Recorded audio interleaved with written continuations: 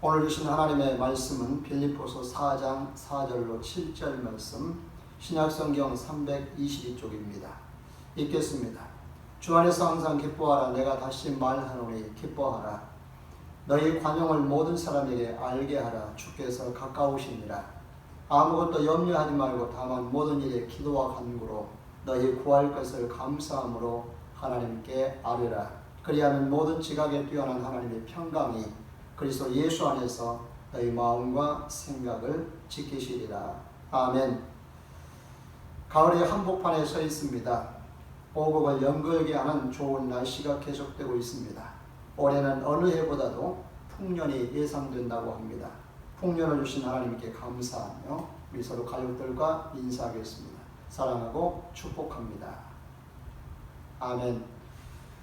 빌립보서 1장 27절에 있는 말씀을 통해서 복음에 합당하게 생활하라는 말씀을 보았습니다. 복음에 합당하게 생활하라는 말은 하늘의 시민답게, 천국의 시민답게, 하나님 나라의 백성답게 살라는 뜻이었습니다. 바울이 말한 시민답게 생활하는 기준은 바로 복음에 합당하게입니다. 즉 그 기준이 복음입니다. 복음에 합당하게 생활하는 것은 복음이신 예수님처럼 예수님을 닮은 삶을 사는 것을 말합니다. 지난 시간부터 어떻게 하면 복음에 합당하게 생활할 수 있는지 그 구체적인 예를 보고 있습니다.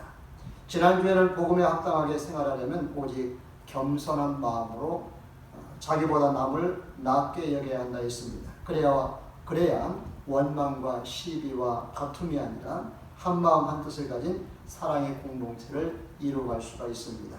가정이든 교회든 회사든 학교든 나라든 하나가 되어서 사랑의 공동체를 이루려면 자기보다 남을 낮게 여겨야 합니다. 남을 나보다 낮게 여기는 사람이 두드러진 특징 가운데 하나가 다른 사람을 칭찬하는 일입니다. 이는 아부나 가식이 아니라 상대 허물을 덮어주고 좋은 점을 칭찬하고 자랑해주는 것입니다. 복음에 합당하게 생활하는 실천의 그 첫 번째는 바로 칭찬하는 데서부터 시작을 합니다. 우리 옆 사람 한번 볼까요? 가족들 한번 볼까요? 좋은 점을 칭찬 한번 해보십시오. 어때요? 칭찬할 일이 보이지요? 복음에 합당한 생활의 두 번째는 자기 일을 돌아볼 뿐더러 다른 사람의 일을 돌아보는 것입니다. 우리가 복음을 알지 못할 때는 오직 자기 자신만을 위해서 목표로 삼고 살았습니다. 그러나 복음을 알고 믿게 된 우리는 자신만을 위해서 살지 않고 다른 사람을 돌아보며 살아가야 합니다. 이것이 복음에 합당한 생활입니다. 누구처럼요? 바로 예수님처럼이죠. 예수님은 자신이 이 세상에 오신 것은 섬김 받으러 온 것이 아니라 도리어 섬기려 하고 많은 사람의 대속물이 되기 위해서 오셨다 말씀하셨습니다. 그리고 실제로 죄인들을 대신해서 십자가에 죽으심으로 이 말씀을 실천하셨습니다. 복음에 합당하게 생활할 때 하나님께서 기뻐하시고 영광 받으시며 우리는 이 세상에서도 하나님 나라에서도 높임받게 됩니다. 그 일로 인해서 예수님의 증인된 삶을 살 수 있게 되는 줄 믿습니다. 오늘은 본문을 통해서 복음에 합당하게 생활하는 삶에 대한 한 가지를 더 보려고 합니다.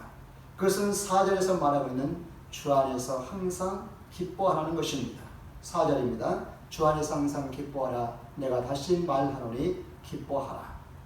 바울은 빌립보 교회 성도들에게 기뻐하라고 권면합니다. 그것도 항상 기뻐하라고 합니다. 여러분 이 말을 들으면 어떤 생각이 드십니까? 그래 항상 기뻐해야지.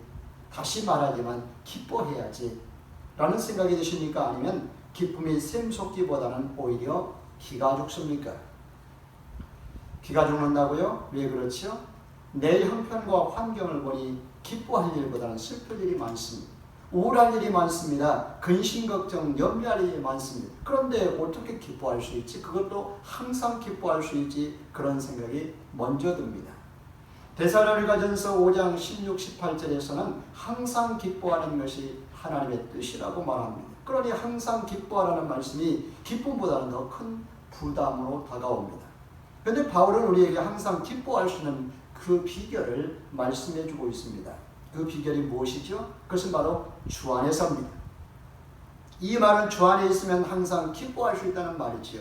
이게 어떻게 가능할까요? 바울이 주 안에서 항상 기뻐하라고 편지를 쓰는 곳이 어디인지 알면 이 말씀이 이해가 됩니다. 주 안에서 항상 기뻐하라는 말은 왜 가능한지 알게 됩니다. 이 편지를 쓰고 있는 곳은 바로 로마 감옥입니다. 바울은 복음을 전하면서 여러 차례 감옥에 갇힌 바가 있습니다. 빌립보에서도 전도하다가 귀신 들려 점쳐서 주인에게 돈 벌어주는 여종을 고쳐주었다가 주인에게 고소당해서 감옥에 갇혔습니다. 그때 기도하고 찬송하다가 지진이 나서 수갑이 풀어지고 옥문이 열리는 일이 있었습니다. 그 일도 간수가 예수님 믿고 구원받는 바가 있습니다. 또한 3차례 전도여행을 마치고 로마로 가려고 예루살렘에 방문했다가 붙잡혀서 재판받는 중에 2년 동안 구류를 당한 일도 있습니다. 로마로 와서 재판받고 2년 동안 가택연금을 당했는데 그때 4권의 서신서가 기록되었습니다. 그 중에 하나가 빌립보서입니다. 그는 재판받고 가택연금 상태입니다. 감옥과 다를 바가 없는 상태입니다. 감옥 생활과 같은 상태에 있는 바울의 현실에서 기뻐하는 일이 가능할까요? 환경만 보면 기뻐하기는 그냥 불만과 불평을 해야 될 상황입니다. 하나님께 원망해야 될 상황입니다. 왜요? 자유가 없잖아요. 감옥 같은 삶이잖아요. 뭐 하다가요? 그것도 복음을 전하답니다. 그렇다면 하나님께 어찌 이럴 수가 있습니까? 내가 그동안 복음 전하느라 얼마나 고생했는데 보상은 그냥 감옥이 웬 말입니까? 라고 불평을 늘어놓을 수가 있잖아요.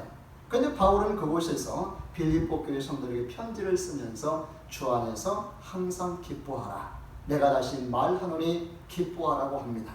자신이 주 안에서 기뻐하지 않고 이처럼 말할 수가 있을까요? 그렇다면 위선자지요.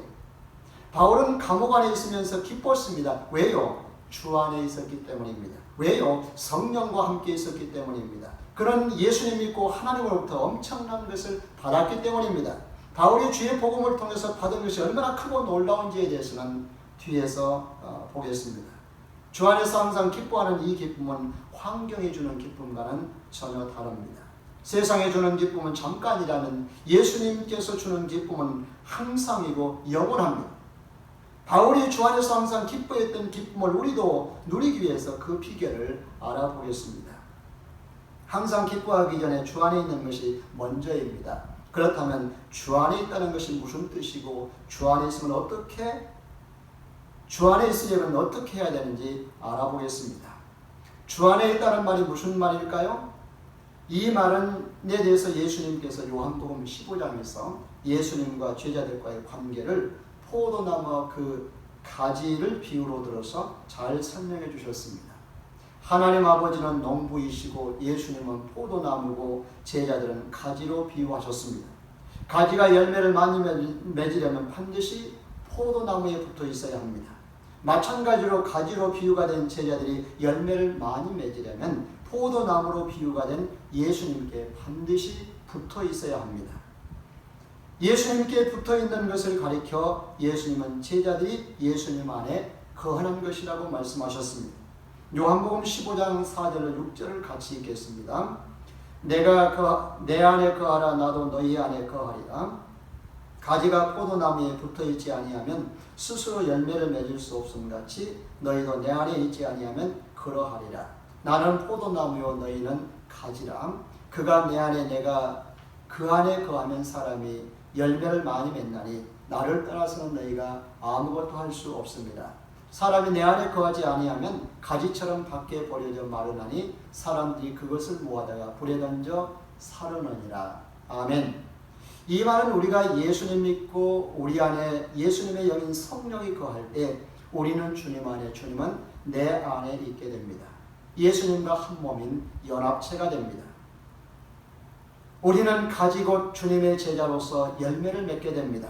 주 안에 있다는 말은 예수님을 믿고 예수님과 한 몸이 되었다는 말입니다. 예수님의 제자로 산다는 뜻입니다.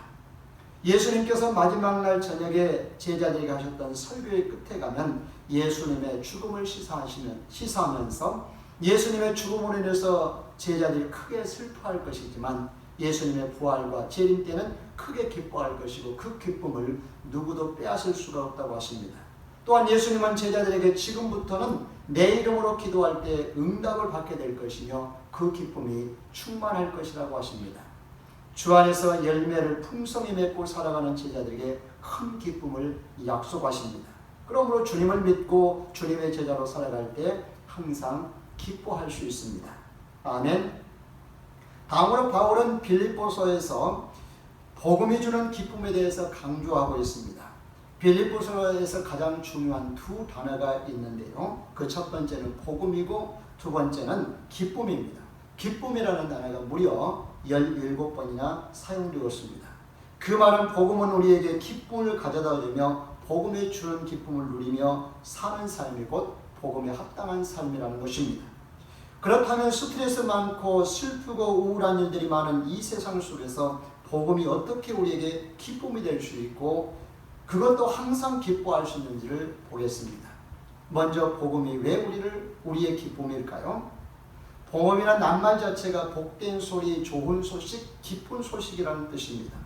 고대시대 전쟁에서 승리의 소식을 알려주는 것이 복음이었습니다.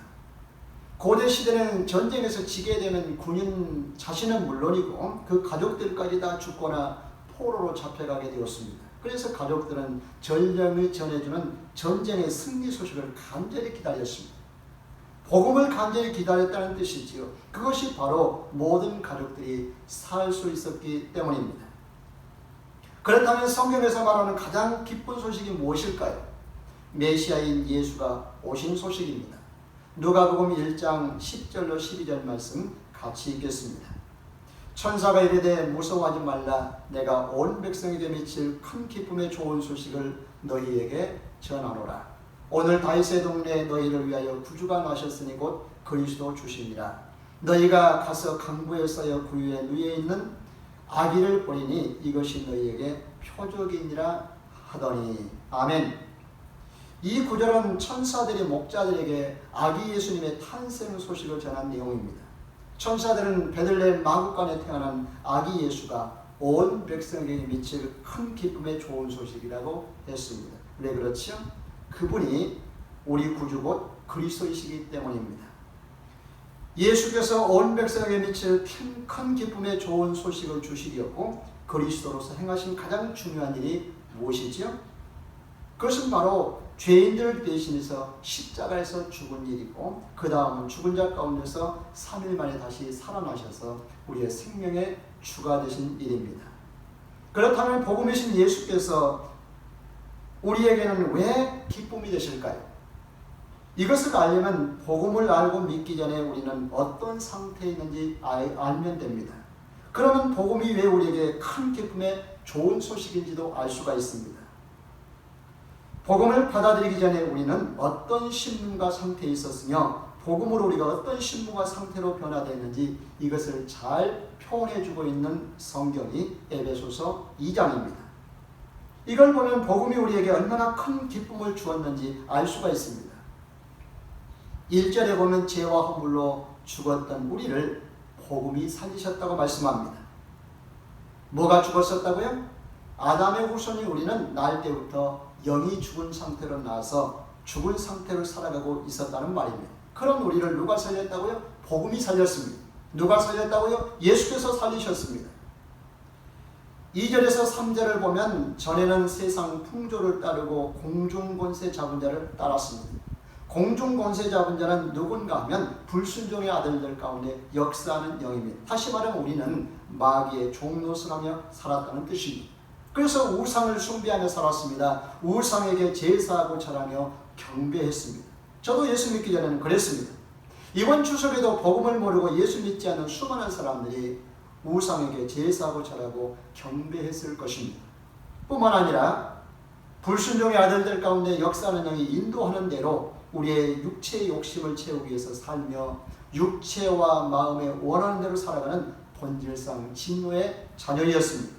이게 무슨 말이죠? 육체의 욕심 채우기 위해서 육체가 원하는 대로 살다가 결국은 하나님의 진노를 받아 영원한 형벌을 받을 처지에 있던 그런 사람들이었습니다. 이것을 몰라서 그렇지 알고 나면 얼마나 슬픈 일이고 끔찍한 일이고 두려운 일인지 모릅니다.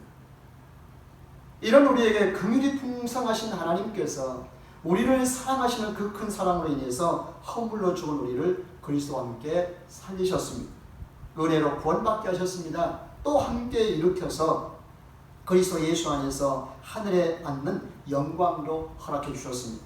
우리의 몸은 이 세상에 살고 있지만 우리의 영은 이미 하늘과 땅을 곧 교통하고 있는 줄 믿습니다. 이처럼 우리는 하나님으로부터 큰 선물을 받았습니다. 에베소서 2장 8절 말씀 같이 보겠습니다. 너희는 그 은혜에 의하여 믿음으로 말미암아 구원을 받았으니 이것은 너희에게서 난 것이 아니요 하나님의 선물이라. 아멘. 바울은 에베소 교회 성도들에게 너희들이 전에는 어떤 신분 상태였고 지금은 어떻게 변했는지 다시 한번 생각해 보라고 합니다. 뭐라고요? 생각해 보라고 했습니다. 에베소서 2장 11, 12절 말씀을 보면 전에 어떤 상태였는지 알 수 있습니다. 함께 읽어보죠. 그러므로 생각하라. 너희는 그때 육체로는 이방인이요 손으로 육체에 행한 할례를 받은 무리라 칭하는 자들로부터 할례를 받지 않는 무리라 칭함을 받은 자들이라. 그때에는 너희는 그리스도 밖에 있었고 이스라엘 나라 밖의 사람이라 약속의 언약들에 대하여 외인이요 세상에서 소망이 없고 하나님도 없는 자이더니. 아멘. 우리도 구원받기 전에 이랬습니다. 이방인이었습니다. 할례 받지 못한 자들이었습니다. 그리스도 밖에 있었습니다. 하나님의 선택을 받지 못했습니다. 하나님으로부터 언약도 받지 못했습니다. 세상에는 소망이 없었습니다. 이 세상이 전부인 것처럼 살았습니다. 죽으면 끝이라고 생각하고 살았습니다. 하나님의 존재를 모르고 살았습니다. 저도 22살까지는 이런 사람이었습니다. 이런 상태에 있었습니다. 그런 우리가 하나님의 은혜로 예수 믿고 어떻게 변했다고요? 다음과 같이 변했습니다. 에베소서 2장 13절입니다. 같이 읽습니다. 이제는 전에 멀리 있던 너희가 그리스도 예수 안에서 그리스도의 피로 가까워졌느니라. 아멘. 예수 그리스도께서 십자가에서 죽으시고 그때 흘리셨던 그 피를 통해서 하나님과 화목하게 되었습니다. 성령 안에서 하나님 아버지께 나아가게 되었습니다. 그러므로 이제 우리는 전혀 다른 신분을 갖게 되었습니다. 에베소서 2장 19절 같이 읽습니다. 그러므로 이제부터 너희는 외인이 아니요 나그네도 아니요 오직 성도들과 동일한 시민이요 하나님의 권속이라. 아멘. 이제는 하나님과 남이 아닙니다. 나그네도 아닙니다. 성도입니다. 천국 시민입니다. 하나님의 가족입니다. 그래서 하나님을 아버지라고 부르는 것이지요. 하나님 아버지께서 주시는 기업곧 천국을 유업으로 받을 수 있는 그런 자가 되었습니다. 바울은 에베소서 1장 3절에서 이러한 모든 것을 가리켜서 하늘에 속한 신령한 복이라고 했습니다. 그래서 그로 말미암아 감옥에서도 찬송을 부를 수가 있었습니다. 내가 전에 어떤 사람이었는데 예수님 때문에 어떻게 변했는지를 알게 되면 우리는 항상 기뻐할 수 있습니다. 매일 기뻐하며 살 수 있습니다. 평생 기뻐하며 살 수 있습니다. 영원히 기뻐하며 살 수 있습니다. 아멘. 또한 우리가 주 안에서 항상 기뻐하는 것은 신분의 변화 때문만이 아닙니다. 앞에서 잠깐 보았듯이 예수님은 제자들이 자기의 이름으로 기도하여 응답을 받고 큰 기쁨을 누리며 살도록 약속하셨습니다. 또한 보혜사 성령을 보내서 우리가 주 안에서 기쁘게 살도록 돕겠다고 하셨습니다. 또한 예수님께서 재림하실 때는 큰 기쁨을 누릴 것이며 누구도 그 기쁨을 빼앗아갈 자가 없다고 하셨습니다. 여러분, 주 안에서 성령 안에서 이 은혜를 누리고 계신가요? 누리고 계실 줄 믿습니다. 아직 누리지 못하고 있다면 내게 주어진 복을 빨리 되찾아 누리시기 바랍니다. 그것을 누리고 있다는 기쁜 일이고 아직 누리지 못하고 있다고 할지라도 그것을 누릴 약속이 주어졌으니 기쁜 일입니다. 아멘.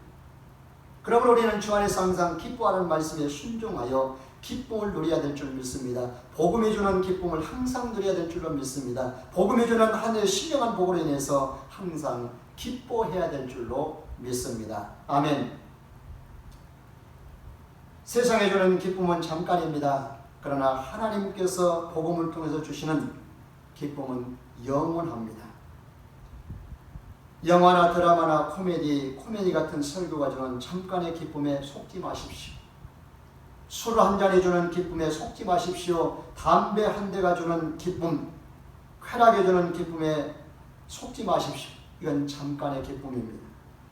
2시간 동안 코미디 영화를 보고 영화관을 나오는 순간 어때요? 아, 재미있다. 그 정도입니다. 머리를 잠깐 식히는 정도입니다. 술이 주는 기쁨을 누리려고 밤새 술을 마셨습니다. 그 후에는 어때요? 머리가 아프고 속이 쓰립니다. 아침은 고통입니다. 담배가 주는 기쁨을 누리려고 한 대 두 대 피웠습니다. 그 후에 어때요? 본인도 가족도 폐가 망가집니다. 우리나라 사망률 1위가 폐암이라는 사실 아십니까? 담배 한 대의 기쁨을 누리고 난 후에 그 대가가 이렇습니다. 여러분, 예배 끝나고 로또 복권을 샀는데 100억짜리가 당첨되었다고 합시다. 얼마나 기뻐요? 말로 다 할 수 없겠지요. 그러나 그 다음부터 이 돈을 어디에 쓸 것인지 고민이 생깁니다.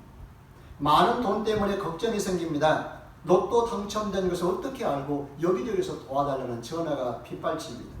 그 돈을 쓰고 지키느라고 기쁨은 사라지고 또 다른 근심과 걱정과 분주함이 몰려옵니다. 시험에 합격을 하거나 승진해도 잠깐입니다. 그 다음부터는 그 책임감이 따르게 됩니다. 그에 걸맞게 스트레스가 더해집니다. 그러나 주님께서 복음을 통해서 주시는 기쁨은 한순간으로 그치지 않습니다. 이 세상만이 아니라 영원합니다. 생각할수록 그 기쁨은 커져가고 깊어져 갑니다. 마르지 않은 샘과 같습니다. 여러분의 마음과 얼굴을 빛나게 합니다. 여러분의 삶을 더 윤택하게 해줍니다. 예수님께서도 제자들에게 우리가 무엇 때문에 기쁨을 누려야 될지 잘 말씀해 주셨습니다. 우리가 귀 기울여 들어야 될 메시지입니다. 예수님께서 70명의 제자들 2씩 짝지어 전도하도록 보내십니다. 어디로 가야 될지, 가서 뭘 전해야 될지, 사람을 만나면 어떻게 해야 될지, 어디서 잠을 자고 묵을지, 전도했는데도 받아들이지 않을 경우 어떻게 해야 될지 여러 가지 전도 전반에 대해서 가르치시고 병자를 고치고 이르기를 하나님의 나라가 너희에게 가까웠다고 전하라고 하십니다. 제자들이 예수님의 가르친 대로 전도하고 며칠 만에 기쁨으로 돌아왔습니다. 그리고 전도복으로 합니다. 주님의 이름으로 귀신들도 우리에게 항복을 합디다 그랬습니다. 주님의 이름으로 우리가 많은 귀신들을 쫓아내고 병도 고쳤습니다 하고 보고를 했습니다. 70명이니까 35개 팀이지. 35개 팀이 여기저기서 자신들의 전도 성과를 신나게 보고합니다. 이때 주님께서 뼈있는 한마디를 하십니다. 누가복음 10장 20절입니다. 같이 읽습니다. 그러나 귀신들이 너희에게 항복하는 것으로 기뻐하지 말고 너희 이름이 하늘에 기록된 것으로 기뻐하라 하시니라. 아멘. 전도하여 구원의 열매를 맺고 귀신 쫓아내고 병자 고친 일이 얼마나 대단하고 신나는 일입니까? 당연히 기뻐하고 축하할 일입니다. 그러나 예수님은 그보다 더 기쁜 일이 있다고 하십니다. 너희 이름이 하늘에 기록된 것으로 기뻐하라. 아멘. 놀랍지 않습니까? 우리가 하나님의 일을 많이 하고 그 열매로 기뻐하는 것보다 더 기쁜 일이 하늘에 우리의 이름이 기록된 것인 줄로 믿습니다. 이게 진짜 복이고 우리가 누려야 될 진짜 기쁨입니다. 이는 항상 평생 기뻐해야 될 일입니다. 이 기쁨은 전도 100명 한 것보다 1000명 성도가 있는 교회에서 목회하는 것보다 더 기쁜 일이고 더 영광스러운 일입니다. 이 기쁨은 평생 기쁨입니다. 영원한 기쁨입니다. 마르지 않는 샘과 같은 기쁨입니다. 우리 그리스도인들에게 이보다 더 큰 기쁨은 없습니다. 우리가 구원받은 것보다 더 큰 기쁨은 없습니다. 우리의 신분이 변한 것보다 더 큰 기쁨은 없습니다. 우리의 이름이 하늘 생명책에 기록된 것보다 더 큰 기쁨은 없는 줄로 믿습니다. 아멘. 여러분, 기쁨을 잃어버린 지 오래되었습니까? 웃음을 잃어버린 지 오래되셨습니까? 슬픔과 수심으로 가득 차 있습니까? 근심, 걱정, 염려로 가득 차 있습니까? 그렇다면 기쁨의 근원이신 예수, 기쁨의 근원이신 복음을 깊이 생각해 보십시오. 내가 전에는 누구였는지 생각해 보십시오. 그리고 내가 지금은 누구인지를 생각해 보십시오. 나로 하여금 하늘 사람, 하늘 가정 만들어 주시기 위해서 만들어 주신 분이 누구인지, 그리고 그분이 어떤 일을 행하셨는지 깊이 생각해 보십시오. 너희 안에 이 마음을 품으라. 곧 그리스도 예수의 마음이니. 주님의 마음을 깊이 생각하고 주님의 마음을 품을 때 분노가 사라지는 줄로 믿습니다. 근심, 걱정, 염려가 사라지는 줄로 믿습니다. 슬픔이 변해서 희락이 되는 줄로 믿습니다. 근심, 걱정, 염려가 변해서 평안으로 바뀌는 줄로 믿습니다. 오늘 본문 7절 말씀을 같이 읽고 마치겠습니다. 그리하면 모든 지각에 뛰어난 하나님의 평강이 그리스도 예수 안에서 너희 마음과 생각을 지키시리라. 아멘. 이 한 주간도 주 안에서 항상 기뻐하며 사시기를 주님의 이름으로 축복합니다. 아멘. 기도하겠습니다. 기쁨의 근원이신 여호와 하나님, 예수 그리스도를 통해서 복음을 통해서 우리로 하여금 항상 기뻐하게 살게 하신 줄로 믿습니다. 우리가 예수 믿기 전에는 이걸 몰랐습니다. 하나님도 모르고 예수도 모르고 예수께서 주시는 이 기쁨이 무엇인지를 모르고 살았습니다. 그러나 이제 알았습니다. 오늘 말씀을 통해서 알게 하시니 감사합니다. 기쁨을 잃어버린 성도가 있다면 수심과 근심, 걱정, 염려에 쌓여있는 성도들이 있다면 주님을 통해서 알게 해주시옵소서, 깨닫게 해주시옵소서, 회복하게 해주시옵소서, 기쁨이 회복함으로 저의 인생이 행복하게 해주시옵소서, 이 한 주간도 항상 기뻐하며 살 수 있도록 도와주시옵소서, 예수님을 깊이 생각함으로 이 모든 기쁨이 회복될 수 있도록 은혜 베풀어 주시옵소서. 예수님의 이름으로 기도하옵나이다. 아멘.